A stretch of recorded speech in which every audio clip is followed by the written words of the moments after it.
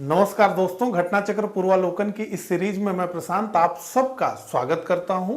घटना चक्र पूर्वालोकन की इस सीरीज के तहत हम डिस्कस करेंगे मॉडर्न हिस्ट्री से पिछले वर्षों में विभिन्न परीक्षाओं में पूछे गए प्रश्नों को। इस सीरीज का ये मेरा पहला लेक्चर है जिसमें मैं आपसे डिस्कस करूंगा भारत में यूरोपीय कंपनियों के आगमन से जुड़े हुए पिछले वर्षों में विभिन्न परीक्षाओं में पूछे गए प्रश्नों को। दोस्तों, जैसा कि आप जानते हैं कि पूरे हिस्ट्री में सबसे महत्वपूर्ण मॉडर्न हिस्ट्री को माना जाता है क्योंकि इससे सबसे अधिक प्रश्न पूछे जाते हैं। तो ऐसे में ये बहुत इंपॉर्टेंट सब्जेक्ट बन जाता है। तो इसे हम इस सीरीज में बहुत ही ठीक ढंग से कवर करेंगे। तो दो काम हम करेंगे इस सीरीज में। पहला तो हम क्वेश्चंस को सॉल्व करके अधिक से अधिक प्रैक्टिस करेंगे और साथ ही साथ टॉपिक वाइज हम रिवीजन भी करते हुए चलेंगे। जैसे भारत में यूरोपीय कंपनियों के आगमन से जुड़े हुए जो भी तथ्य हैं उन्हें हम रिवाइज भी कर लेंगे। तो एक तो हमारी प्रैक्टिस होगी, दूसरा जो है रिवीजन भी हो जाएगा। तो मुझे पूरा विश्वास है कि इस सीरीज को अगर आप अच्छे ढंग से फॉलो करेंगे, ठीक प्रकार से सभी लेक्चर्स को देखेंगे, तो आपका पूरा आधुनिक भारत का इतिहास इस प्रश्न उत्तर की श्रृंखला की मदद से रिवाइज भी हो जाएगा। ठीक है, तो इसलिए बहुत ही गंभीरता से इस सीरीज को आप फॉलो करिए। तो चलिए अब सीधे हम प्रश्नों की तरफ बढ़ते हैं। तो अब आपके स्क्रीन पे प्रश्न आ चुका है। इसी तरह से एक एक करके आपके स्क्रीन पे प्रश्न आते जाएंगे जिन्हें आपको सॉल्व करना है और अपना उत्तर कमेंट बॉक्स में आपको लिखना है। चलिए पहले प्रश्न को पढ़ते हैं। वास्को डिगामा कालीकट पर किस वर्ष में आया? छत्तीसगढ़ पीसीएस 2004 का प्रश्न है।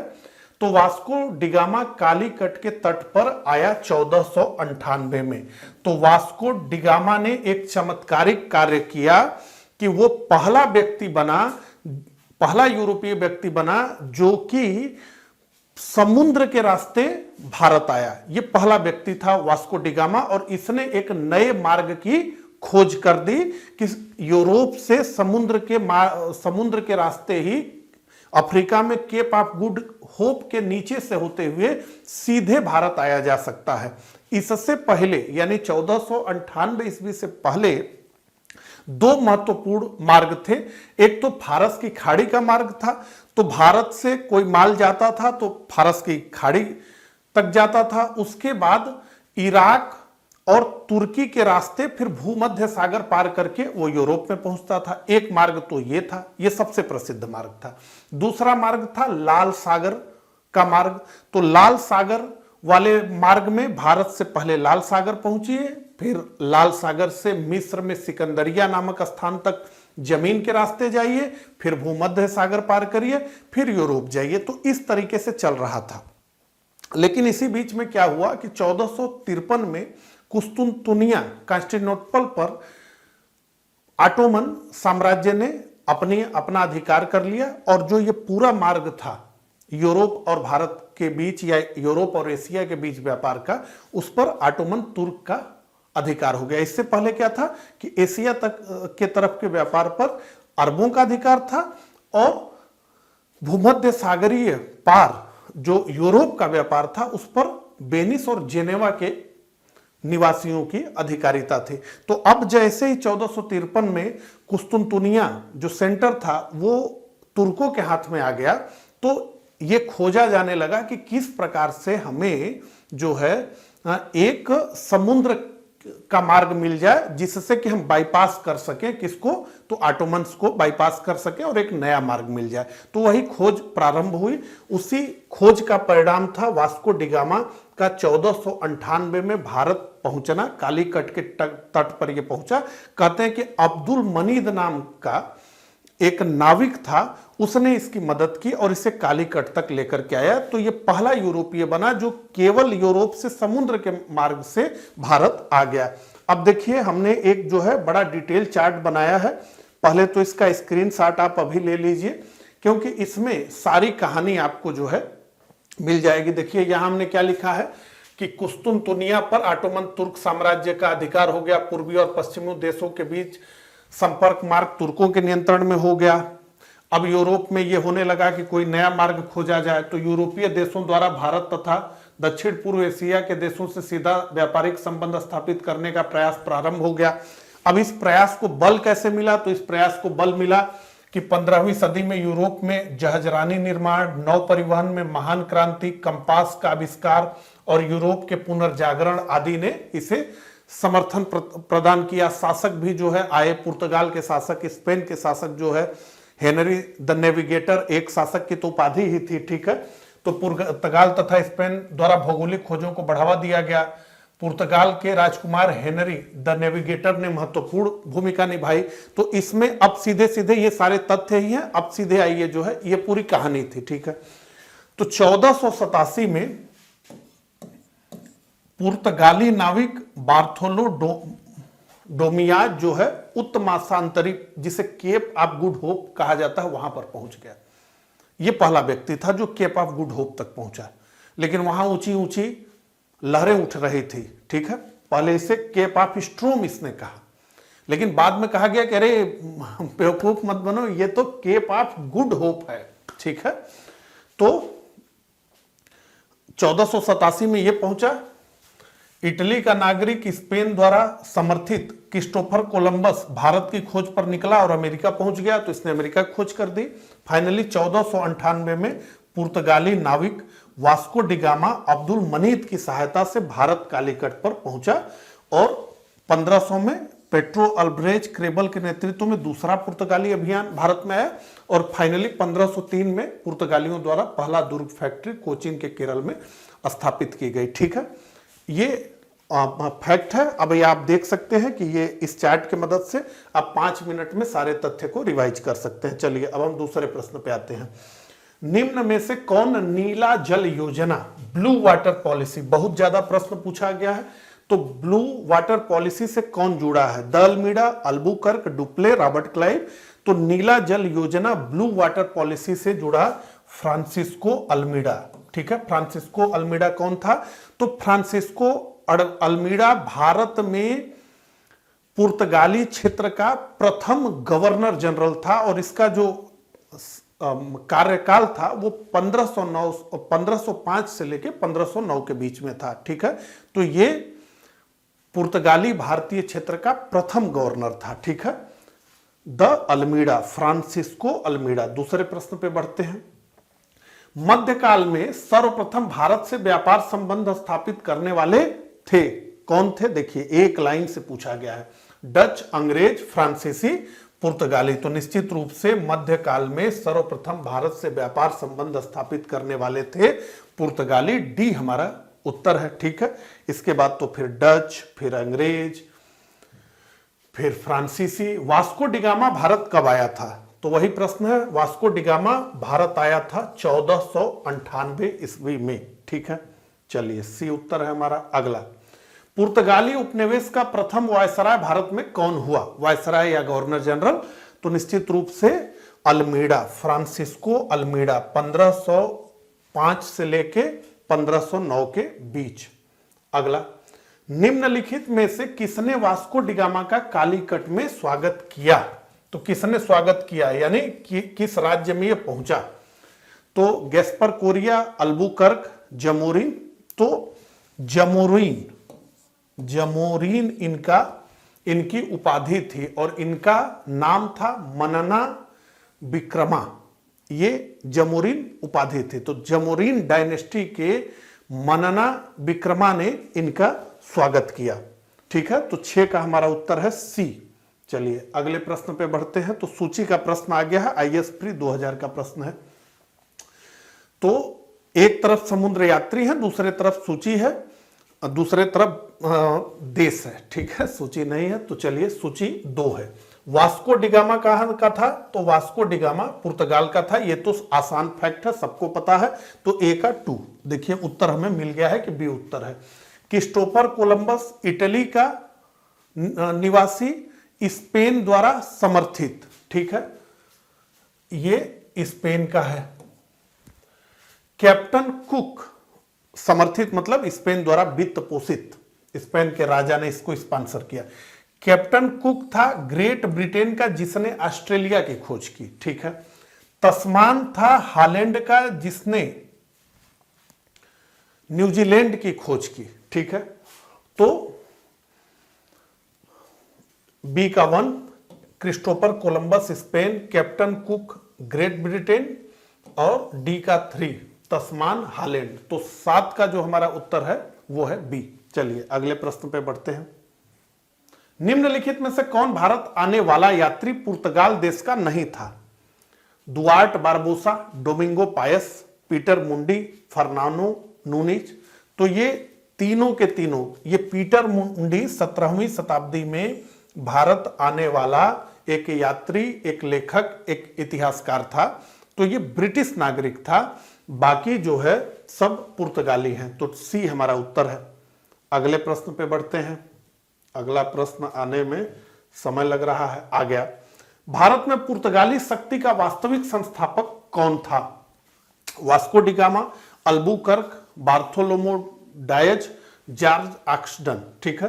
देखिए भारत में पुर्तगाली शक्ति का वास्तविक संस्थापक अल्बुकर्क को माना जाता है, जो 1509 से लेकर के 1515 के बीच भारत में पुर्तगाली क्षेत्र का गवर्नर जनरल या वायसराय था। इसी ने एक महत्वपूर्ण कार्य किया कि 1510 में इसने गोवा को विजित किया। यह बहुत महत्वपूर्ण जो है कार्य था जो इसके द्वारा किया गया। अब आइए इससे जुड़े हुए कुछ महत्वपूर्ण तथ्यों को हम देख लें। आप सबसे पहले स्क्रीनशॉट ले लें, उसके बाद इससे जुड़े हुए कुछ महत्वपूर्ण तथ्यों को हम देख लें, ठीक है। तो सबसे पहले तो हम बात करें फ्रांसिस्को अल्मीडा की, ठीक है। तो क्या है इसके बारे में विशेष? तो यह भारतीय क्षेत्र का प्रथम गवर्नर था। इसके अलावा क्या है इसके बारे में विशेष? तो ब्लू वाटर पॉलिसी अथवा शांत जल की नीति का प्रतिपादन इसी ने किया। इससे जुड़ा हुआ प्रश्न आता है। इसके अलावा 1509 में फ्रांसिस्को अल्मीडा द्वारा गुजरात, मिस्र और तुर्की के संयुक्त जहाजी बेड़े को हराया गया और इसी के साथ जो है हिंद महासागर पर पुर्तगालियों का वर्चस्व स्थापित हो गया। तो क्या लिखा गया है? अब हिंद महासागर पुर्तगाली सागर के रूप में परिवर्तित हो गया, क्योंकि हिंद महासागर को तो पुर्तगाल का ही सागर इन्होंने बना दिया, मतलब इनका वर्चस्व स्थापित हो गया। 1509 से 1515 तक कौन था गवर्नर? तो अल्फासो डी अल्बुकर्क पुर्तगाली भारतीय क्षेत्र का गवर्नर बना। इसे भारत में पुर्तगाली साम्राज्य का वास्तविक संस्थापक माना जाता है। ये एक प्रमुख तथ्य है। और क्या तथ्य है? आइए आगे बढ़े तो उसको भी देखें। तो अब आगे पीपीटी जो है देखिए। अल्बुकर्क ने बीजापुर के आदिल शाही सुल्तान यूसुफ आदिल शाह से गोवा को जीता। अल्बुकर्क ने पुर्तगालियों को भारतीय स्त्रियों से विवाह करने को प्रोत्साहित किया, ठीक है। तो इसने यह भी प्रश्न आपसे पूछा जाएगा कि किस पुर्तगाली गवर्नर ने भारतीय स्त्रियों से विवाह करने को प्रोत्साहित किया, ठीक है। और सती प्रथा पर रोक लगा दिया गया इसके समय में। हालांकि पुर्तगालियों ने गोवा में बहुत अधिक अत्याचार किया है और सती प्रथा को लेकर के भी लोग ये कहते हैं कि इन्होंने सती प्रथा को इसलिए अडॉप्ट किया, मतलब कि उसको बंद किया कि इनको जो है पुरुषों को मारने के बाद स्त्रियों के साथ जो है जबरदस्ती विवाह करना या उनके साथ अनैतिक कार्य करना। तो इसने कहा कि भाई पुरुष मरेगा तो कोई स्त्री उसके साथ मरेगी नहीं, क्योंकि स्त्री की आवश्यकता, ठीक है। लेकिन अब तो यही है, एक कहानी इसके पीछे ये भी है, ठीक ना। तो बाकी अब पुर्तगालियों का कैसे कैसे विस्तार हुआ ये सारी चीजें यहाँ पे लिखी हुई हैं, आप स्क्रीनशॉट ले लीजिए। उसके बाद जो है आप इसको देखिएगा। हम अगले प्रश्न पे बढ़ेंगे। भारत में यूरोपीय शक्तियों के प्रवेश के संदर्भ में निम्न में से कौन सा कथन सही नहीं है? इसका मतलब है कि एक सही नहीं को खोजना है, बाकी 3 सही है। तो पुर्तगालियों ने 1499 में गोवा पर कब्जा कर लिया, तो नहीं। 1510 में पुर्तगालियों ने गोवा को जीत लिया, ठीक है। तो यही ए हमारा उत्तर होगा। अगला, पुर्तगालियों ने भारत में निम्नलिखित में से किस स्थान पर प्रथम दुर्ग का निर्माण किया? यूपीपीसीएस मेंस 2010 का प्रश्न है।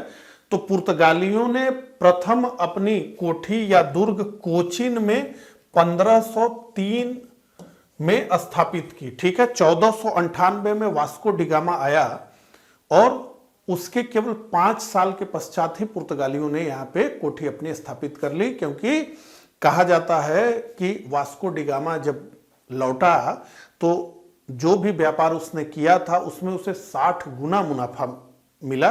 तो कहते हैं कि बड़ा मुनाफा वाला व्यापार था और इसलिए जो है पुर्तगालियों ने 5 साल के अंदर ही अपनी कोठी स्थापित कर दी। किन यूरोपियों ने भारत में प्रथमतः सामुद्रिक व्यापारिक केंद्र स्थापित किए? तो निश्चित रूप से सबसे पहले तो पुर्तगालियों ने किया, तो 12 का सी। अगला, बंगाल की निम्नलिखित फैक्ट्रियों में से एक जो पुर्तगालियों द्वारा स्थापित की गई वह थी बांदेल, चीनसुरा। तो चीनसुरा तो डचों ने स्थापित किया। ठीक है, गुस्तावुस फोर्ट यहां पर उन्होंने बनाया। श्रीरामपुर ये डेन्स से जुड़ा हुआ है, तो हुगली हमारा उत्तर है सी। ठीक है, बंगाल के निम्नलिखित फैक्ट्रियों में से हुगली पुर्तगालियों द्वारा स्थापित की गई थी, तो 13 का जो हमारा उत्तर है वो है सी। ठीक है, चलिए अगले प्रश्न पे बढ़ते हैं। अगला प्रश्न आ जाए, हमारा प्रश्न स्लो आ रहा है। पांडिचेरी वर्तमान पुडुचेरी के संदर्भ में निम्नलिखित कथनों पर विचार करना है। 3 कथन दिए गए हैं। पहला, पांडिचेरी पर कब्जा करने वाली पहली यूरोपीय शक्ति पुर्तगाली थे। तो ये स्टेटमेंट सही है। ठीक है, पांडिचेरी पर कब्जा करने वाले पहले यूरोपीय शक्ति पुर्तगाली थे। हालांकि हम पांडिचेरी के बारे में क्या जानते हैं? पांडिचेरी एक फ्रेंच उपनिवेश था। ठीक है, दूसरे तथ्य को देखें, पांडिचेरी पर कब्जा करने वाली दूसरी यूरोपीय शक्ति फ्रांसीसी थे। गलत है, पांडिचेरी पर कब्जा करने वाले दूसरी यूरोपीय शक्ति फ्रांसीसी नहीं थे, बल्कि ये तीसरी चौथी में आते थे। डच इनसे पहले यहां उन्होंने अपनी कोठी स्थापित की। अंग्रेजों ने कभी पांडिचेरी पर कब्जा नहीं किया? तो नहीं, अंग्रेजों ने पांडिचेरी पर कब्जा किया और फ्रेंच से इसको छीन लिया, लेकिन मद्रास की संधि के बाद इसको जो है फ्रेंच को लौटाया गया। तो अंग्रेजों ने पांडिचेरी पर कब्जा किया। हालांकि पांडिचेरी को हम जानते हैं फ्रेंच उपनिवेश के रूप में, और वो फ्रेंच उपनिवेश था ही। ठीक है, तो इसमें से केवल एक सही है। ठीक है, बाकी दोनों के दोनों स्टेटमेंट गलत हैं। तो 14 का जो हमारा उत्तर होगा वो होगा ए। चलिए आगे बढ़ते हैं। हुगली को बंगाल की खाड़ी में समुद्री लूटपाट के लिए किसने अड्डा बनाया? तो हुगली को बंगाल की खाड़ी में समुद्री लूटपाट के लिए अड्डा बनाया पुर्तगालियों ने। 15 का उत्तर हमारा ए है। ठीक है, तो देखिए आईएएस प्री 1995 में यह प्रश्न पूछा गया, फिर कितने वर्षों बाद बीपीएससी प्री 2019 में यह प्रश्न पूछा गया। ठीक है, चलिए अगले प्रश्न पे बढ़ते हैं। अगला प्रश्न आ गया, निम्नलिखित में से कौन कलकत्ता का संस्थापक था? यूपी पीसीएस स्पेशल मेंस 2004 और उत्तराखंड पीसीएस 2006। निम्नलिखित में से कौन कलकत्ता का संस्थापक था? तो चार्ल्स आयर, जाब चारनाक। तो जाब चारनाक को कलकत्ता का संस्थापक माना जाता है। हालांकि कलकत्ता हाईकोर्ट ने 2003 में अपने एक निर्णय में यह कहा कि जाब चारनाक के आने से पूर्व ही कलकत्ता का अस्तित्व था। ठीक है, तो यह तथ्य सही नहीं है, लेकिन इससे जुड़ी हुई पूरी कहानी को हम तो समझ लें जहां से यह प्रश्न पूछा गया है। ठीक है, चलिए देखिए पूरी कहानी देखते हैं। 1698 में बंगाल के मुगल सूबेदार अजीम उस शान से अंग्रेजों को सूतानाती, कलिकाता और गोविंदपुरी की जमींदारी मिली। ये 3 गांव थे। इन्हें मिलाकर आधुनिक कलकत्ता की नींव रखी गई। इन्हीं तीनों गांवों से निकला कलकत्ता। तो कलकत्ता का संस्थापक हम किसे मानते हैं? जाब चारनाक को मानते हैं। यही अंग्रेजों द्वारा फोर्ट विलियम की स्थापना की गई, जिसका पहला प्रेसिडेंट चार्ल्स आयर था। ठीक है, ये सब प्रश्न पूछे जाते हैं। तो इस पीपीटी का भी आप स्क्रीनशॉट ले लीजिए, क्योंकि ये बहुत काम आपको जो है आएगी। इसमें सारी चीजें जो है लिखी हुई हैं, आप देख सकते हैं। चलिए अगले प्रश्न को देखते हैं। निम्न में किस स्थान पर भारत में प्रथम नगर निगम स्थापित किया गया? कलकत्ता, मद्रास, बंबई, दिल्ली। और ये यूपी पीसीएस प्री 2021 का प्रश्न है, यानी बिल्कुल नया प्रश्न है। तो कहते हैं कि 1688 में अंग्रेजों ने मद्रास में प्रथम नगर निगम स्थापित किया, आधुनिक नगर निगम के हिसाब से ये प्रश्न पूछा गया है। तो मद्रास उत्तर है हमारा 1688 में अंग्रेजों ने। भारत के साथ व्यापार के लिए सर्वप्रथम संयुक्त पूंजी कंपनी किन लोगों ने प्रारंभ की? तो भारत के साथ व्यापार के लिए सर्वप्रथम संयुक्त पूंजी कंपनी तो प्रारंभ की गई ईस्ट इंडिया कंपनी के रूप में 1599 ईस्वी। लेकिन ईस्ट इंडिया कंपनी या ब्रिटिशों का इसमें जिक्र नहीं है, तो दूसरी संयुक्त company Dutch east India company थी जो कि 1602 में स्थापित हुई। ठीक है, तो हम कहेंगे बी हमारा उत्तर है, डच ईस्ट इंडिया कंपनी। ठीक है, 18 का बी। अगले प्रश्न पे बढ़ते हैं। अगला प्रश्न आ गया, निम्नलिखित कथनों में से कौन सा एक सही है? अब ये IAS प्री 2005 का प्रश्न है तो कठिन होगा। पहला, आधुनिक कोची भारत की स्वतंत्रता तक डच उपनिवेश था। कौन सा एक सही है? इसका मतलब 3 गलत है। डचों ने पुर्तगालियों को पराजित किया और आधुनिक कोची में उन्होंने फोर्ट विलियम्स का निर्माण किया। आधुनिक कोची पहले डच उपनिवेश था जिस पर बाद में पुर्तगालियों का अधिकार हो गया। आधुनिक कोची कभी भी ब्रिटिश उपनिवेश का भाग नहीं था। तो बी सही है, डचों ने पुर्तगालियों को पराजित किया और आधुनिक कोची में उन्होंने फोर्ट विलियम्स का निर्माण किया। देखिए, पुर्तगाली लगभग 100 वर्षों तक हिंद महासागर के स्वामी बने रहे, लेकिन जैसे ही डच आए उन्होंने एक के बाद एक पुर्तगालियों की शक्ति को, उनसे जुड़े जो महत्वपूर्ण स्थान हैं उनको जीतना शुरू किया और इस प्रकार से पुर्तगालियों की शक्ति को वो तोड़ते चले गए और एक समय पुर्तगालियों को पूरी तरह से उन्होंने बाईपास करने का काम किया। ठीक है, तो ये बी उत्तर है हमारा। आइए अब यहां पे देखिए, एक एक करके इसी चार्ट के माध्यम से पुर्तगालियों का कैसे प्रारंभ हुआ, अंग्रेजों का कैसे प्रारंभ हुआ, कैसे फ्रेंच का प्रारंभ हुआ, कैसे डचों का प्रारंभ हुआ, वो सब हमने डिस्कस किया हुआ है और पूरा जो है चार्ट बना करके कहानी के रूप में आइए देखें। ठीक है, तो ईस्ट इंडिया कंपनी की स्थापना हुई। उसके बाद आइए इधर देखें, कार्नेलिस डी हाउटमैन के नेतृत्व में प्रथम डच अभियान दल सुमात्रा तथा बंताम पहुंचा। यह पहला था। 1602 में क्या हुआ? तो डच ईस्ट इंडिया कंपनी की स्थापना हुई। भारत में डच फैक्ट्री पूछा जाता है तो 1605 में मसूलीपट्टनम में स्थापित हुई। 1610 में पुलिकट, 1616 में सूरत, 1632 में हुगली, 1641 में मलक्का और 1658 में श्रीलंका। तो बंगाल में प्रथम डच फैक्ट्री की स्थापना पिपली में हुई सन 1627 ईस्वी में। 1653 में हुगली के निकट चिनसुरा में डच दुर्ग की स्थापना की गई जिसे क्या कहा गया? गुस्ताबुस फोर्ट। 1663 में डचों ने पुर्तगालियों से कोचीन छीनकर वहां फोर्ट विलियम्स का निर्माण किया। ठीक है, ये सारे तथ्य जो है दिया गया है। तो एक नजर में जो भी तथ्य हैं वो हमने एक जगह देख लिया। अब अगला प्रश्न आपके स्क्रीन पे आ गया है। भारतीय इतिहास के संदर्भ में निम्नलिखित कथनों पर विचार कीजिए। IAS प्री 2022 का ये प्रश्न है, तो बिल्कुल लेटेस्ट प्रश्न है, एकदम नया प्रश्न ये है। ठीक है, तो 3 कथन दिए गए हैं, उन पे विचार करने के लिए कहा जा रहा है और पूछा यह जा रहा है कि इनमें से कौन से सही हैं। तो डच लोगों ने पूर्वीय तटीय क्षेत्रों में गजपति शासकों द्वारा प्रदान की गई जमीनों पर अपनी फैक्ट्रियां, गोदाम स्थापित किए। तो देखिए, गजपति राजवंश, ठीक है, जो जिसका मूल उड़ीसा था, बहुत मजबूत राजवंश रहा मध्यकालीन इतिहास में।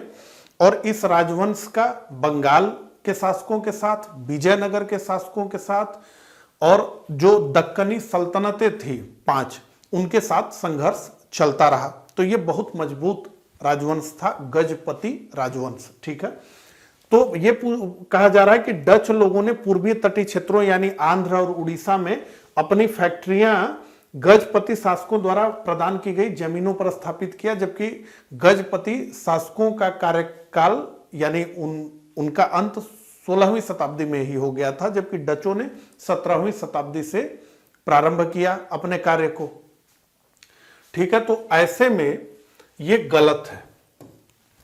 अल्फांसो द अल्बुकर्क ने बीजापुर सल्तनत से गोवा को जीता, तो निश्चित रूप से यह सही है, 1510 में जीता। अंग्रेजी ईस्ट इंडिया कंपनी ने मद्रास में विजयनगर साम्राज्य के एक प्रतिनिधि दमरेला वेंकटप्पा उनका नाम था। अंग्रेजी ईस्ट इंडिया कंपनी ने मद्रास में विजयनगर साम्राज्य के एक प्रतिनिधि यानी नायक से दमरेला वेंकटप्पा से पट्टे पर ली गई जमीन के एक प्लाट पर फैक्ट्री स्थापित की। ठीक है, तो ये भी सही है। तो 2 और 3 सही है। 2 और 3 हमें कहां दिख रहा है? बी में दिख रहा है, तो केवल 2 और 3 सही है। ठीक है, आइए इससे जुड़े हुए फैक्ट्स को देख लें हम। थोड़ा सा गजपति का नाम ला करके इसने अलग कर दिया, लेकिन यहां देखिए 1639 में स्थानीय राजा दमरेला वेंकटप्पा से अंग्रेजों को मद्रास लीज पर मिला और यहीं फोर्ट सेंट जॉर्ज की स्थापना हुई। तो पूरा कहानी आप इसमें देखेंगे तो कैसे बंगाल में अंग्रेजों ने अपने प्रभाव को स्थापित किया, कैसे मद्रास में उन्होंने अपने प्रभाव को स्थापित किया, बंबई की क्या कहानी है, जो इनकी तीनों प्रमुख प्रेसिडेंसीज थी उनकी बात हम कर रहे हैं। तो सब इस चार्ट में आपको मिलेगा।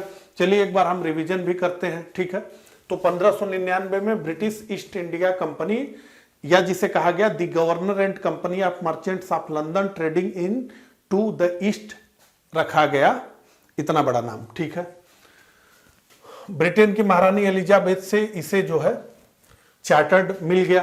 पहला व्यक्ति था जेम्स लेकेस्टर के नेतृत्व में प्रथम ब्रिटिश अभियान इंडोनेशिया के मसाला द्वीप पर पहुंचा।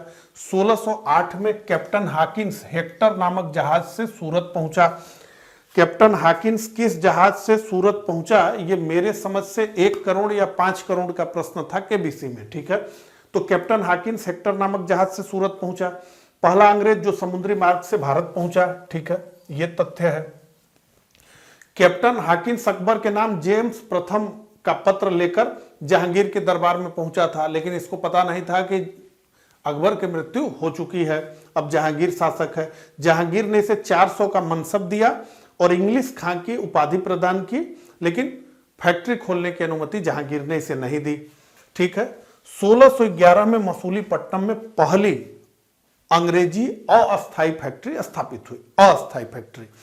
ठीक है, इसी बीच एक युद्ध लड़ा गया, स्वाली का युद्ध। इसमें कैप्टन बेस्ट के नेतृत्व में अंग्रेजों ने पुर्तगालियों के जहाजी बेड़े को परास्त कर दिया और कहते हैं कि इसी बात ने जहांगीर को प्रभावित की कि अच्छा, पुर्तगालियों के भी बाप हिंद महासागर में आ चुके हैं, तो ऐसे में तो अब इनको भी हमें पोषित करना होगा। तब जहांगीर ने अनुमति दी और फाइनली 1613 में जहांगीर की आज्ञा से सूरत में पहली अस्थायी फैक्ट्री अंग्रेजों ने स्थापित की और फिर इस तरीके से पूरी कहानी है। ठीक है, चलिए इसका भी स्क्रीनशॉट आपने लिया होगा, मुझे उम्मीद है। चलिए अगले प्रश्न पर बढ़ते हैं। भारत में ईस्ट इंडिया कंपनी की सफलता का राज क्या था? भारत में राष्ट्रीय भावना की कमी, तो निश्चित रूप से कंपनी की सेना को पश्चिमी प्रशिक्षण मिला था तथा उनके पास आधुनिक हथियार थे। बिल्कुल, कंपनी की सेना को जो पश्चिमी प्रशिक्षण मिला था और जो आधुनिक हथियार थे, उन्होंने इतना जबरदस्त चमत्कार किया कि बक्सर के युद्ध में भारत की 3 शक्तियां ओधे मुंह गिर गई। जो मराठे इतने शक्तिशाली थे कि जिनके सामने कोई पड़ता नहीं था, उनको भी बहुत आसानी से द्वितीय एंग्लो मराठा वार में अंग्रेजों ने हरा दिया। तो निश्चित रूप से ये प्रभावित थे। भारतीय सैनिकों में राष्ट्रीय भावना का अभाव था, जिसके फलस्वरूप कोई जो उन्हें अच्छा वेतन दे अपनी सेवा में लगा सकता था। यह निश्चित रूप से सही था, यह राष्ट्रीय भावना का अभाव था। और यही कारण था कि राष्ट्रीय भावना जैसी कोई चीज नहीं थी, बल्कि नमक के कर्ज को बहुत अधिक मान्यता दी जाती थी कि भाई हमने किसी का नमक खाया है तो उसके साथ हम गद्दारी नहीं करेंगे। हमें यह नहीं समझ आ रहा है कि यह देश हमारे देश पे शासन करने जा रहा है और हमारे ही शक्ति का प्रयोग करके शासन करने जा रहा है, लेकिन यह होता था कि नहीं, हमने ब्रिटिश सरकार का नमक खाया है तो उसके साथ हम गलत नहीं कर सकते। तो ये सब कारण है। ठीक है, डी हमारा उत्तर है। अगला, निम्नलिखित ब्रिटिश कंपनियों में से किसे भारत में व्यापार करने का पहला अधिकार पत्र प्राप्त हुआ था? अब ये केवल यूपीपीसीएस आरआई 2014 में ही पूछा गया है और कहीं प्रश्न ये नहीं पूछा गया है। ठीक है, तो ये लिवेंट कंपनी थी, 1593 में इसे अधिकारिता दी गई थी। ठीक है, तो यही ब्रिटिश कंपनियों में से भारत व्यापार करने का पहला अधिकार पत्र इसे ही प्राप्त हुआ था, लिवेंट कंपनी। ठीक है, चलिए अगले प्रश्न पे बढ़ते हैं। अगला प्रश्न आ गया, लंदन में ब्रिटिश ईस्ट इंडिया कंपनी के गठन के समय भारत का निम्नलिखित में से कौन बादशाह था? तो लंदन में जब ब्रिटिश ईस्ट इंडिया कंपनी का गठन किया गया तो भारत में बादशाह था मुगल अकबर, जिसका कार्यकाल था 1556 से लेकर के 1605 ईस्वी, ठीक है। तो अकबर का कार्यकाल भारत में था, तो 23 का जो हमारा उत्तर है वो है ए। चलिए अगले प्रश्न पे बढ़ते हैं। अगले प्रश्न पे आ गए हम। किस मुगल सम्राट के काल में इंग्लिश ईस्ट इंडिया कंपनी ने भारत में सर्वप्रथम कारखाना स्थापित किया? तो निश्चित रूप से जहांगीर के शासनकाल में 1613 में सूरत में अंग्रेजों ने अपनी पहली अस्थायी फैक्ट्री स्थापित की। इससे पहले 1611 में उन्होंने मसूलीपट्टनम में अपनी एक फैक्ट्री स्थापित कर ली थी। अब ये आईएएस प्री 2008 में भी पूछा है और आईएएस प्री 2009 में भी पूछा गया प्रश्न है, ठीक है। चलिए अगले प्रश्न पे आते हैं। अगला प्रश्न आ गया। अच्छा, उससे पहले जो है आइए इस पूरी कहानी को देख लें। तो जहांगीर की आज्ञा से सूरत में पहली अस्थायी फैक्ट्री स्थापित हुई। सर थॉमस रो मुगल दरबार में पहुंचा, यह भी प्रश्न पूछा जाता है। इसने जहांगीर से अनेक रियायतें प्राप्त की। 1623 तक कहते हैं कि सूरत, भड़ोच, अहमदाबाद, मसूलीपट्टनम में अंग्रेजों की फैक्ट्री स्थापित हो गई थी। उसके बाद इन्होंने मद्रास में कैसे किया, इसके बाद बंगाल में कैसे घुसे, तो बंगाल के मुगल सूबेदार शाह शुजा की अनुमति से हुगली में अंग्रेजों की कोठी स्थापित हुई 1651 में, ठीक है। अब यहां से बंगाल में इनका प्रवेश हो गया और 1757 में बंगाल के शासक सिराजुद्दौला को प्लासी के मैदान में हरा करके ये बंगाल के माई बाप बन जाएंगे। अगला, भारत में 1613 में अंग्रेजों ने अपनी पहली फैक्ट्री कहां स्थापित की? तो भारत में 1613 में अंग्रेजों ने अपनी पहली फैक्ट्री सूरत में स्थापित की। डी हमारा उत्तर है। चलिए अगले प्रश्न पे बढ़ते हैं। निम्नलिखित में से किस अंग्रेज अधिकारी ने पुर्तगालियों को स्वाली के स्थान पर हराया? निश्चित रूप से थॉमस बेस्ट ने पुर्तगालियों को स्वाली नामक स्थान पर हराया और इसी से जहांगीर प्रसन्न हुआ कि नहीं, अब इनको जो है मैं फैक्ट्री खोलने की, इनको मतलब अंग्रेजों को फैक्ट्री खोलने की अधिकारिता देनी चाहिए क्योंकि इनके अंदर दम तो है, ठीक है। चलिए आगे बढ़ते हैं। और जहांगीर का सोचना गलत भी नहीं था, इन्होंने अपना दम दिखाया तो सीधे सीधे शासक ही बन गए। तो 17वीं शताब्दी के पहले चतुर्थांश में यानी 1625 तक की बात हो रही है। निम्नलिखित में से कहां इंग्लिश ईस्ट इंडिया कंपनी का कारखाने स्थित थे? अब ये आईएएस प्री 2021 का प्रश्न है, निश्चित रूप से कठिन प्रश्न है। अब इतना थोड़े कोई याद करेगा कि कहां कहां कारखाना था, ठीक है। और वो भी एक टाइम लाइन दे रहे हैं 17वीं शताब्दी के पहले चतुर्थांश में, ठीक है। तो भरूच में था, चिकाकोल में था, त्रिचिनोपल्ली में था, तो इसमें से केवल भरूच में था, ठीक है, भरूच में था। तो 27 का जो हमारा उत्तर होगा वो होगा 1, ठीक है। बाकी पीपीटी में हमने आपको बताया कि सूरत है, भरूच है, बुरहानपुर है, अहमदाबाद है, आगरा है, यहां तक इन्होंने अपना कारखाना स्थापित कर लिया था। तो 27 का जो हमारा उत्तर है वो है केवल 1, ठीक है। अगला, ईस्ट इंडिया कंपनी की प्रथम फैक्ट्री स्थापित की गई थी? तो निश्चित रूप से ईस्ट इंडिया कंपनी की प्रथम फैक्ट्री स्थापित की गई थी 1613 में सूरत में। तो 28 का जो हमारा उत्तर है वो है डी।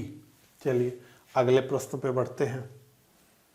निम्नलिखित यूरोपीय व्यापारिक कंपनियों में से किसने सूरत में सर्वप्रथम अपना कारखाना स्थापित किया? तो निश्चित रूप से अंग्रेजों ने सर्वप्रथम सूरत में अपना कारखाना स्थापित किया। अगले प्रश्न पे बढ़ते हैं। वर्ष 1613 में अंग्रेजी ईस्ट इंडिया कंपनी को कहां एक कारखाना स्थापित करने की अनुमति मिली? तो जहांगीर से सूरत में स्थापित करने की अनुमति मिली। तो यही डी हमारा उत्तर है। और ये देखिए आईएएस प्री 2006 का प्रश्न है, ठीक है। अब अगला प्रश्न आ चुका है। ईस्ट इंडिया कंपनी के प्रारंभिक दौर में वेस्टर्न प्रेसिडेंसी कहां थी? तो ईस्ट इंडिया कंपनी के प्रारंभिक दौर में वेस्टर्न प्रेसिडेंसी कहां थी? सूरत, सतारा, बॉम्बे, पणजी। तो देखिए सबसे पहले वेस्टर्न प्रेसिडेंसी जो थी वो थी सूरत में, ठीक है, सूरत में। तो सूरत ही इनका गढ़ था, लेकिन सूरत से फिर बंबई में ट्रांसफर हुआ 1687 ईस्वी में। तो फिर जो है बॉम्बे इनका जो है सेंटर बना। पहले सेंटर कहां था? सूरत था, ठीक है। आइए इससे जुड़े हुए तथ्य को भी देख लें। तो देखिए हमने लिखा है पुर्तगालियों से अंग्रेजों को दहेज के रूप में बंबई मिला और सूरत की जगह बंबई प्रेसिडेंसी बनी 1687 में। ठीक है, चलिए आगे बढ़ते हैं। ब्रिटिश ईस्ट इंडिया कंपनी ने बंबई किससे लिया था? डचों से, फ्रांसीसियों से, डेनिसों से, पुर्तगालियों से। तो ब्रिटिश ईस्ट इंडिया कंपनी को बंबई मिला था पुर्तगालियों से। तो पुर्तगाल की राजकुमारी थी कैथरीन और ब्रिटेन के राजकुमार थे चार्ल्स द्वितीय। तो चार्ल्स द्वितीय और कैथरीन का विवाह हुआ और इस विवाह में पुर्तगाल के शासक ने बंबई चार्ल्स द्वितीय को, अपने दामाद को, उन्होंने उपहार स्वरूप दे दिया, दहेज के रूप में दे दिया। ये उनका विवाह कब हुआ? तो 1661 में हुआ। तो 1661 में दहेज में मिल गया। तो लगभग 7 सालों तक जो है चार्ल्स द्वितीय बंबई को अपने पास रखे रहे।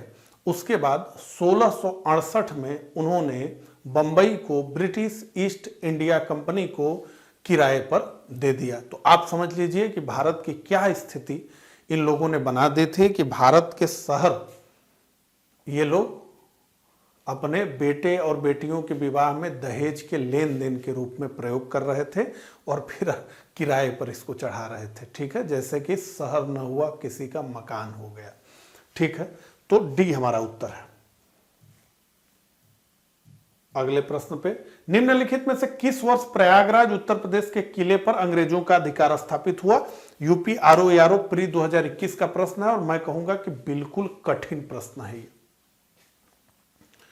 क्योंकि इस तरह का फैक्ट आप किताब में भी ढूंढने जाएंगे तो आपको नहीं मिलेगा। अब तो ये प्रश्न पूछ लिया गया तो हर किताब में आ जाएगा, लेकिन आप पीछे की प्रिंटिंग के बुक्स में देखिए नहीं मिल पाएगा इस तरह का। और पता नहीं क्यों आरओ इसी तरह का प्रश्न पूछने के लिए विख्यात या सच कहें तो कुख्यात हो चुका है। ठीक है, तो प्रयागराज के किले पर अंग्रेजों का अधिकार कब स्थापित हो गया? तो 1797 ईस्वी में सादत अली खान के समय में इन्होंने जो है प्रयागराज को ले लिया। देखिए 1765 में जो इलाहाबाद की संधि हुई थी, 1764 के बक्सर के युद्ध में अंग्रेजों को विजय मिलने के बाद उस संधि में अवध के नवाब को बहुत ठीक प्रकार से अंग्रेजों ने दबाया और उसके बाद बनारस की 2 संधियां की।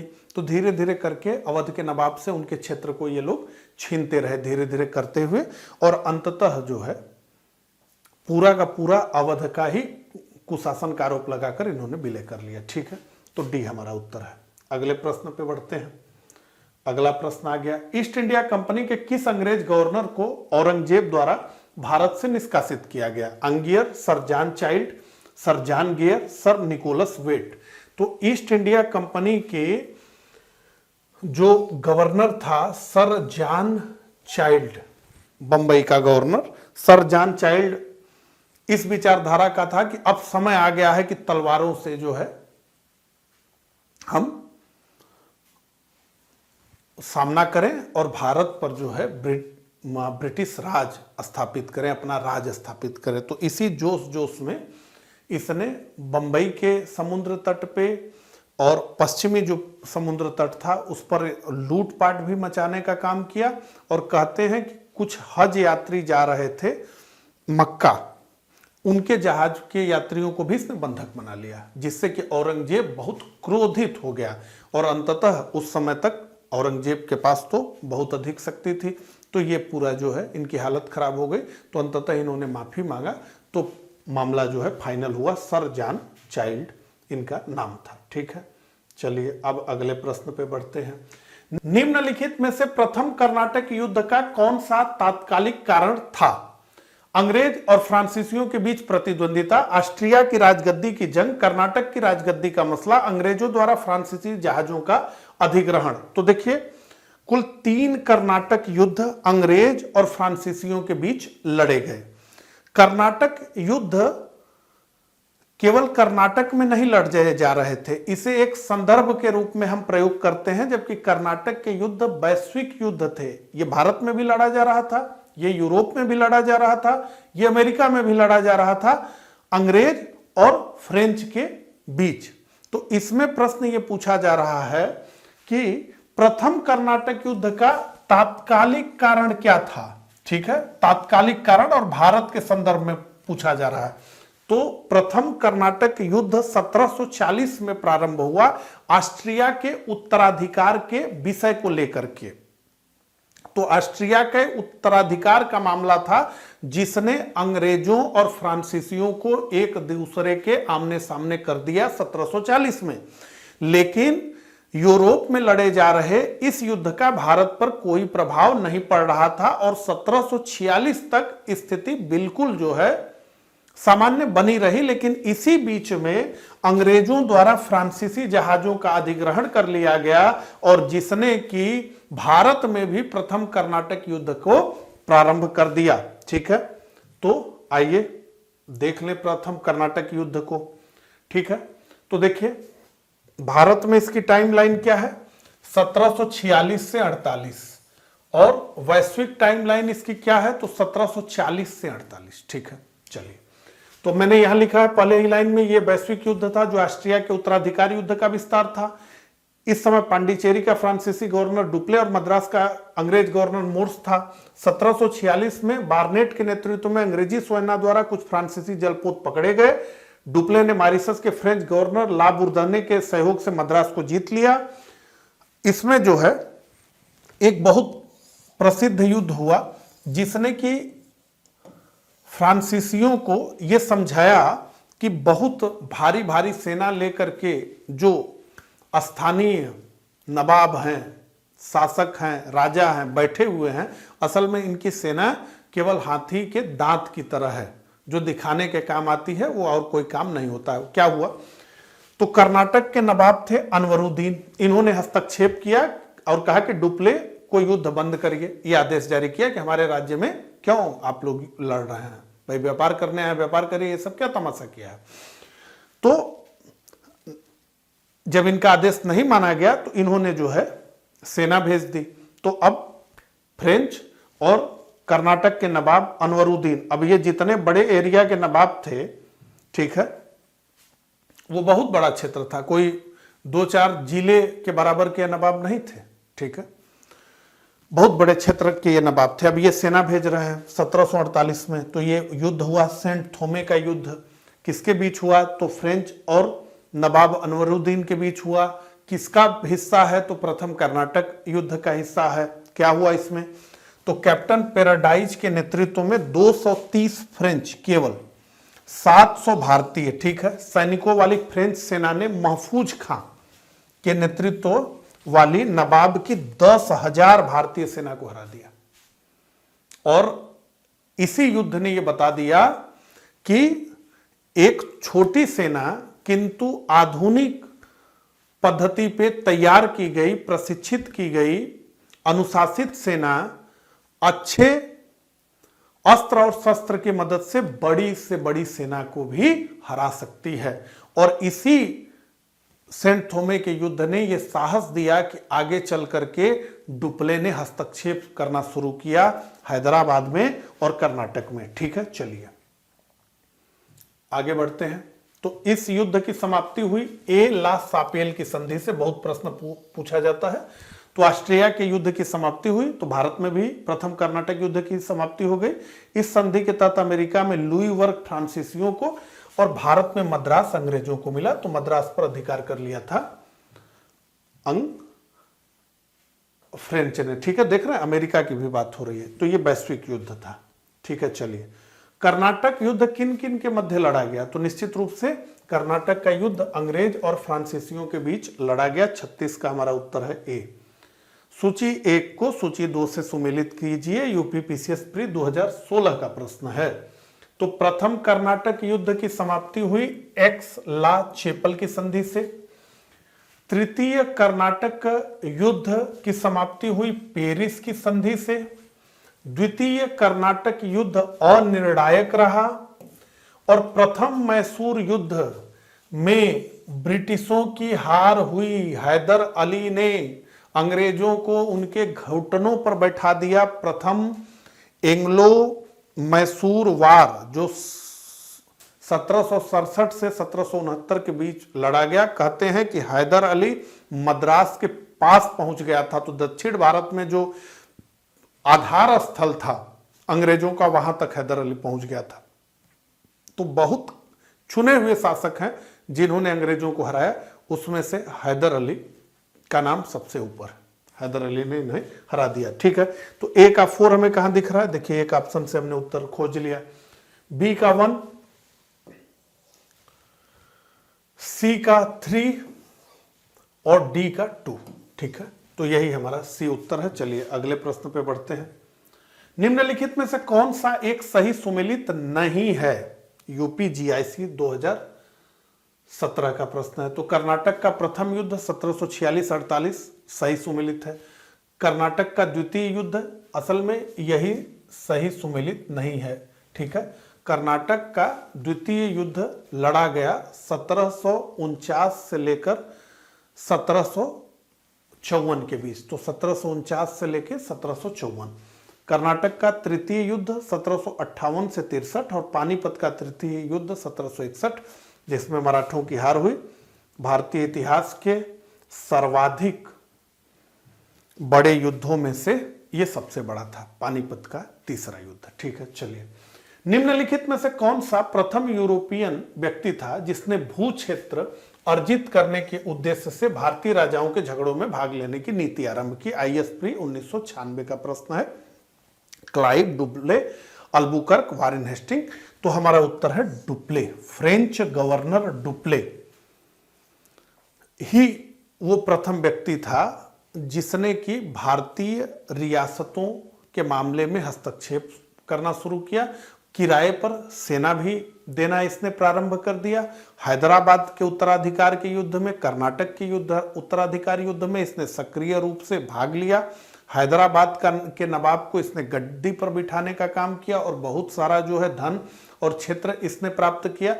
तो ये डुप्ले है और इसी के बारे में ये कहा जाता है कि डुप्ले ने जो नीति चलाई उसी का लाभ बाद में ब्रिटिश ईस्ट इंडिया कंपनी ने उठा लिया। तो डुप्ले ही वो पहला व्यक्ति था और इसीलिए इसे सहायक संधि व्यवस्था का जन्मदाता भी कहा जाता है, क्योंकि इसी ने जो है राज्यों के खर्च पर फ्रेंच सेना रखने का रिवाज प्रारंभ किया। ठीक है, हैदराबाद में। तो 39 का उत्तर है बी। अगले प्रश्न पे, भारत में फ्रांसीसियों ने अपना सबसे पहला कारखाना निम्न स्थानों में से कहां लगाया? तो भारत में फ्रांसीसियों ने अपना सबसे पहला कारखाना स्थापित किया सूरत में। तो 40 का जो हमारा उत्तर है वो है ए। 1668 में इन्होंने सूरत में अपना पहला कारखाना स्थापित किया। आइए अब जो है पूरा फ्रेंच ईस्ट इंडिया कंपनी की बात हम करते हैं। ठीक है, तो देखिए फ्रेंच ईस्ट इंडिया कंपनी का ईस्ट इंडीज की चिरस्थायी कंपनी के रूप में पुनः निर्माण 1720 में हुआ। उससे पहले जो है इनका कहां से प्रारंभ हो रहा है उसको आइए जो है देखें। ठीक है, तो 1664 में लुई 14वें के मंत्री कोलबर्ट, तो कोलबर्ट को बहुत महत्वपूर्ण माना जाता है। ठीक है, फ्रेंच ईस्ट इंडिया कंपनी की स्थापना में। तो लुई 14वें के मंत्री कोलबर्ट के प्रयासों से फ्रांसीसी East India Company the Inde Oriental की स्थापना हुई 1664 में। कौन शासक था फ्रांस का? लुई 14वां, ये पूछा जाता है। ठीक है, और कौन जो है सबसे महत्वपूर्ण व्यक्ति था इस कंपनी के स्थापना में? तो कोलबर्ट था। ठीक है, 1667 में फ्रांसिस कैरो के नेतृत्व में फ्रांसीसी अभियान दल भारत में पहुंचा, यह पहला प्रयास था। 1668 में फ्रांसीसियों की पहली फैक्ट्री सूरत में और 1669 में दूसरी फैक्ट्री मसूलीपट्टनम में फ्रांसीसियों ने स्थापित किया। 1673 में वलीकोंडापुरम के सूबेदार शेर खा लोदी से फ्रांसीसियों को पांडिचेरी मिला और 1674 में बंगाल के मुगल सूबेदार शाइस्ता खां से फ्रांसीसियों को चंद्रनगर मिला। तो चंद्रनगर इनका एक महत्वपूर्ण केंद्र था। ठीक है, तो ये जो है बाकी यहां पे देख लें। फ्रेंच ईस्ट इंडिया कंपनी का ईस्ट इंडीज की चिरस्थायी कंपनी के रूप में पुनः निर्माण किया गया। 1721 में मारिसस, 1725 में माहे, 1739 में कारिकल में फ्रांसीसी फैक्ट्री स्थापित की गई। ठीक है, ये सारा घटनाक्रम एक साथ ही चलता है। ठीक है, इसको जोड़ लेंगे सारे चार्ट्स को तो आपका रिवीजन पूरे मॉडर्न हिस्ट्री का जो चार्ट के माध्यम से हमने पढ़ा है 2 घंटे में हो जाएगा पूरा। ठीक है, चलिए अगला प्रश्न। फ्रांसीसी ईस्ट इंडिया कंपनी स्थापित हुई थी, तो निश्चित रूप से लुई 14वें के शासनकाल में फ्रांसीसी ईस्ट इंडिया कंपनी की स्थापना हुई थी। निम्नलिखित में से किसे भारत में फ्रांसीसी कंपनी का संस्थापक माना जाता है? तो निश्चित रूप से काल्बर्ट को भारत में फ्रांसीसी कंपनी का संस्थापक माना जाता है। अगले प्रश्न पे हम आ गए। बंगाल में निम्न में से कौन सा कारखाना डचों ने स्थापित किया था? बंदेल, चीनसुरा, हुगली, श्री रामपुर। तो बंगाल में डचों ने स्थापित किया था, चीनसुरा में भी और हुगली में भी, ठीक है। तो बी और सी हमारा उत्तर होगा। 43 का बी और सी। सबसे पहले बंगाल में डचों ने अपना कारखाना स्थापित किया, हमने देखा 1627 में पिपली में, फिर 1653 में चीनसुरा, और चीनसुरा में ही डचों ने स्थापित किया गुस्तावुस फोर्ट को, ठीक है। चलिए तो अगले प्रश्न पे हम बढ़ते हैं। अगला प्रश्न आ गया। अगला प्रश्न आने में समय लग रहा है, ये पूरा मेहमान की तरह आ रहा है। आ जाओ भाई। डच ईस्ट इंडिया कंपनी ने किस वर्ष अपनी फैक्ट्री पटना में स्थापित की? तो डच ईस्ट इंडिया कंपनी ने 1632 में अपनी फैक्ट्री पटना में स्थापित की। अब ये जो है स्टेट स्पेसिफिक प्रश्न पूछा जा रहा है, तो 44 का उत्तर है हमारा बी। बीपीएससी का प्रश्न है ये। फ्रांसीसी दक्कन में शक्ति आंदोलन स्थापित करने में असफल रहे क्योंकि डुप्ले सक्षम सेनापति नहीं था, डुप्ले बहुत सक्षम सेनापति था, निश्चित रूप से, ठीक है। हाँ, हालांकि युद्ध कौशल उसके पास उस तरह का नहीं था, लेकिन दिमाग था, वो बहुत बड़ा रणनीतिकार था डुप्ले। अंग्रेजों की फौज शक्तिशाली थी, निश्चित रूप से अंग्रेजों की फौज शक्तिशाली तो थी ही। भारतीय लोग फ्रांसीसियों को पसंद नहीं करते थे, ऐसा कुछ नहीं था। पांडिचेरी सामरिक केंद्र था, इसका भी कोई मतलब नहीं है इस प्रश्न में। तो अंग्रेजों की फौज शक्तिशाली थी, तो अंग्रेजों की फौज फ्रांसीसियों पे भारी पड़ी, और उसमें मुख्य रूप से अंग्रेजों की नौ सैनिक शक्ति बहुत मजबूत थी। तो वाल्टेयर ने लिखा कि ऑस्ट्रिया के उत्तराधिकार के युद्ध में फ्रांस की जल शक्ति का इतना नुकसान हुआ कि जब सप्तवर्षीय युद्ध प्रारंभ हुआ तो फ्रांस के पास एक भी जलपोत नहीं था, ठीक है। तो बी हमारा उत्तर है। निम्न यूरोपीय शक्तियों ने भारतीय व्यापार में समय समय पर प्रवेश किया, तो सही तिथि क्रम निर्धारित कीजिए। तो सबसे पहले भारत में कौन आए? पुर्तगाली आए। ईस्ट इंडिया कंपनी की स्थापना पहले हो गई, 1599 में ही हुई। 1602 में डच ईस्ट इंडिया कंपनी बनी, लेकिन भारत में डच सबसे पहले आए, अरे मतलब पुर्तगालियों के बाद आए, फिर अंग्रेज आए, और सबसे अंत में फ्रेंच आए, ठीक है। तो 4 2 1 3, 4 2 1 3, यानी बी हमारा उत्तर है। आइए एक बार इन कंपनियों से जुड़े हुए प्रश्न लगातार पूछे जाते हैं, तो एक बार जो है इससे जुड़े हुए तथ्यों को हम देख लें। तो पुर्तगाली East India Company, Estado da India इसे कहा गया, पुर्तगाल, 1498 ईस्वी में स्थापित। British East India Company, the governor and company of merchants of London trading into the East Indies, 1599 में स्थापित हुई। United East India Company of Netherlands, ये 1602 में। डेनिश ईस्ट इंडिया कंपनी 1616 में, और फ्रांसीसी East India Company, company the Inde Oriental, ये 1664 में स्थापित हुई। लेकिन आने का भारत में इनके क्या क्रम है? तो सबसे पहले पुर्तगाली आए, फिर डच आए, फिर ब्रिटिश आए, फिर डेनिश आए, और सबसे अंत में फ्रांसीसी आए। तो पुर्तगालियों के बारे में एक तथ्य है कि पुर्तगाली सबसे पहले आए, और पुर्तगाली भारत से सबसे बाद में गए, ठीक है। यह तथ्य ध्यान में रखिएगा। चलिए सूची 1 को सूची 2 के साथ सुमेलित करना है। तो सूची 1 और सूची 2 यह स्थान है सूची 1 में, और सूची 2 में वो स्थान किससे जुड़ा हुआ है, यह पूछा जा रहा है। यूपी आरओ प्री 2016 का प्रश्न है।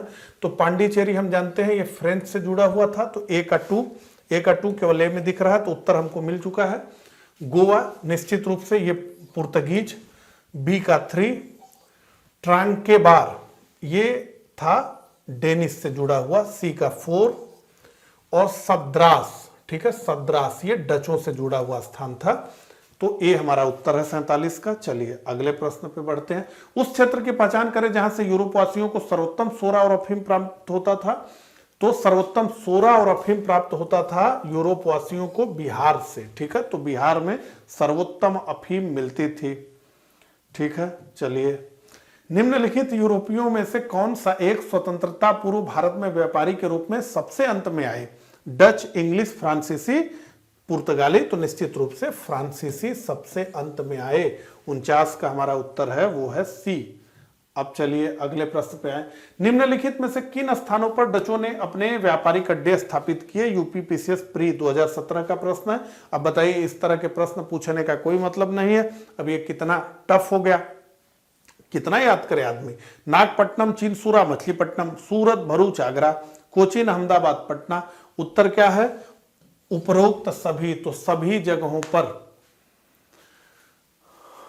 डचों ने अपने व्यापारिक अड्डे स्थापित किए। अगले प्रश्न पे हम आ गए हैं। निम्नलिखित पर विचार कीजिए। तो उपरोक्त में से कौन सा से अंग्रेजों की भारत को देन थी? और ये आईएएस प्री 2012 का प्रश्न है। तो कौन सी देन थी? ये 3 स्टेटमेंट में है वो देन। मृदा के स्वरूप तथा उपज के गुणों के आधार पर भूमि राजस्व का मूल्यांकन। तो मृदा के स्वरूप और उपज के गुणों के आधार पर भूमि राजस्व का मूल्यांकन तो भारत में शेरशाह सूरी और अकबर के समय से हो रहा है। युद्ध काल में चलती फिरती तोपों का उपयोग, तो युद्ध काल में चलती फिरती तोपों का उपयोग मुगल काल से ही चल रहा है। बाबर ने जो है तोप से ही इब्राहिम लोदी को हराया। तंबाकू और लाल मिर्च की खेती, तो तंबाकू और लाल मिर्च की खेती भारत पुर्तगाली लेकर के आए। तो क्या है? कोई भी, इसमें से कोई भी भारत में अंग्रेजों की देन नहीं है। तो डी हमारा उत्तर होगा। चलिए, किसने ईस्ट इंडिया कंपनी के बारे में यह टिप्पणी की कि कंपनी एक असंगति है परंतु यह उस व्यवस्था का भाग है जहां सब कुछ ही असंगत है? ये किसने कहा? तो ये टीबी मैकाले ने कहा, जिसका पूरा नाम था लॉर्ड थॉमस बेबिंगटन मैकाले, जो कि 1834 से लेकर 1838 के बीच गवर्नर जनरल की परिषद का एक लॉ मेंबर रहा और जिसने आईपीसी जो हमारी है इंडियन पिनल कोड, उसका ड्राफ्ट इसी ने ही तैयार किया था, इसी ने उसका मसौदा तैयार किया था। और इसी के नाम से हम कहते हैं कि मैकाले की शिक्षा प्रणाली या अंग्रेजी शिक्षा से पढ़ने वाले व्यक्तियों को कभी कभी व्यंग में क्या कहा जाता है? मैकाले के मानस पुत्र। तो ये वही मैकाले है और जिसके कारण चाहे प्रशासन में हो चाहे उच्च शिक्षा में हो अंग्रेजी का डोमिनेशन बढ़ा, ठीक है। वही मैकाले है ये, टीबी मैकाले। अगले प्रश्न पे, किसने ईस्ट इंडिया कंपनी के बारे में ये टिप्पणी की? अगला प्रश्न आया ही नहीं। एक्स ला सापेल 1748 की संधि के संदर्भ में निम्नलिखित कथनों में से कौन सा सही है? यूपीपीसीएस प्री 2020 का प्रश्न है। तो प्रथम कर्नाटक युद्ध की समाप्ति हुई एक्स ला सापेल की संधि से, बिल्कुल सही है। अंग्रेजों को मद्रास पुनः प्राप्त हुआ, निश्चित रूप से अंग्रेजों को मद्रास प्राप्त हो गया, अमेरिका में लुइसबर्ग फ्रेंच को प्राप्त हो गया। तो 1 और 2, तो सी 1 और 2 दोनों सही है। तो सी हमारा उत्तर है। अगला, भारत में अंग्रेजों की सफलता तथा फ्रांसीसियों की असफलता के कारण के संदर्भ में निम्न कथनों में से कौन सा से सही है? अब ये पूछा जा रहा है यूपीआरओ एआरओ री एग्जाम प्री 2016 का प्रश्न है, यानी नया प्रश्न है। अंग्रेजों को बंगाल विजय से अपार धन एवं जनशक्ति का मिलना, बिल्कुल। बंगाल भारत का सबसे अधिक धनवान सूबा था और बंगाल पर 1757 में अधिकार हो जाने के बाद अंग्रेजों को बहुत आर्थिक लाभ हो गया और ईस्ट इंडिया कंपनी बहुत मजबूत हो गई, ठीक है। अंग्रेजों की बेहतर नौसैनिक शक्ति थी, तो बिल्कुल अंग्रेजों की बेहतर नौसैनिक शक्ति तो थी ही। तो 54 का सही उत्तर का चयन करना है, तो सी सही है। 1 और 2 दोनों सेंटेंस सही है, ठीक है। चलिए, तो इस प्रकार से कुल 54 प्रश्न प्रीवियस ईयर में भारत में यूरोपीय कंपनियों के आगमन से जुड़े हुए पूछे गए थे, जिन्हें हमने इस लेक्चर में डिस्कस किया। मुझे कमेंट करके जरूर बताइएगा कि मेरा ये प्रयास आपको कैसा लगा। मिलता हूं इसी तरह के अगले लेक्चर में, तब तक के लिए आप सभी को नमस्कार, धन्यवाद।